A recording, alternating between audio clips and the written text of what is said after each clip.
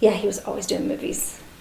He would dress up when he was in middle school in a suit and a clipboard, and he would go out and do these fake interviews with people just out walking on the streets.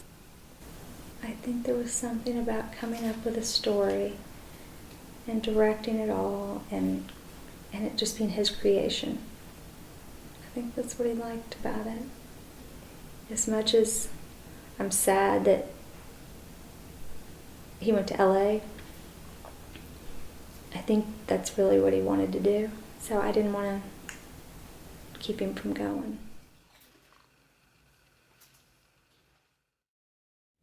He had only been back about 3 days in LA. At 4 in the morning, my phone rang, and I just remember I woke Ross up. I said, "Ross, my phone just rang. It said blocked." And he goes, "It's okay. It's probably a wrong number." And I put my phone on my chest, and I said out loud, I go, "I'm scared." And then my phone rang again. And then the doctor said, "Are you the mother of Carson Ross Cummings?" And I said, "Yes." And he said, "He's been in a terrible accident." And that's when everything starts going in slow motion. I mean, it's walking in the hospital, reading people's faces. And I just remember looking at him, and he looked so beautiful. There was no scratches on his face, no bruises, no one. He was just laying there, just like he was sleeping. And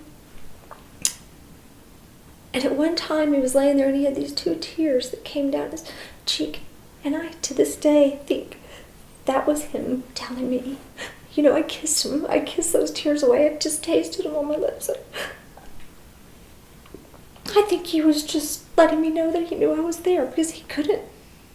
But, so I just remember when they did the last brain scan, and they said there was no blood flow to the brain. It's like sometimes you wake up and you go, did that really happen? I don't know if that happened.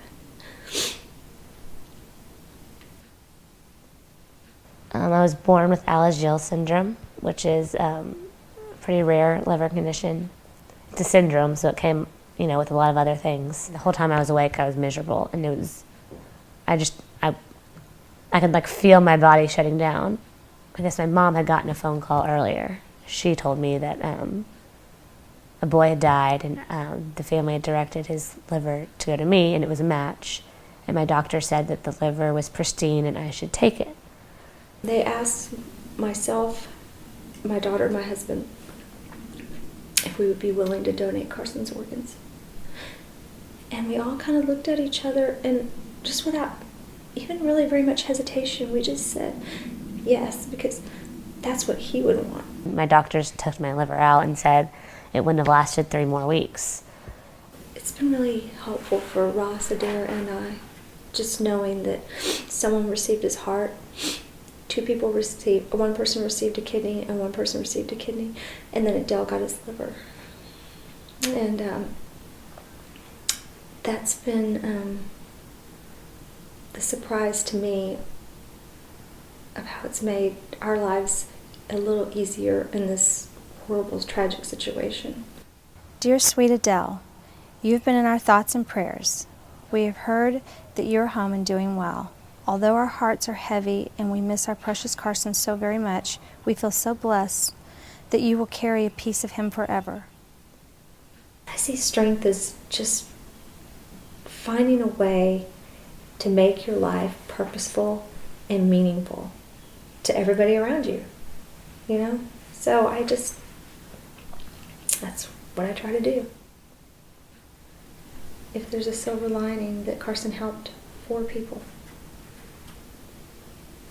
I mean, his life was bigger, and he was such a big personality and such a big presence that I'm like, that's so him.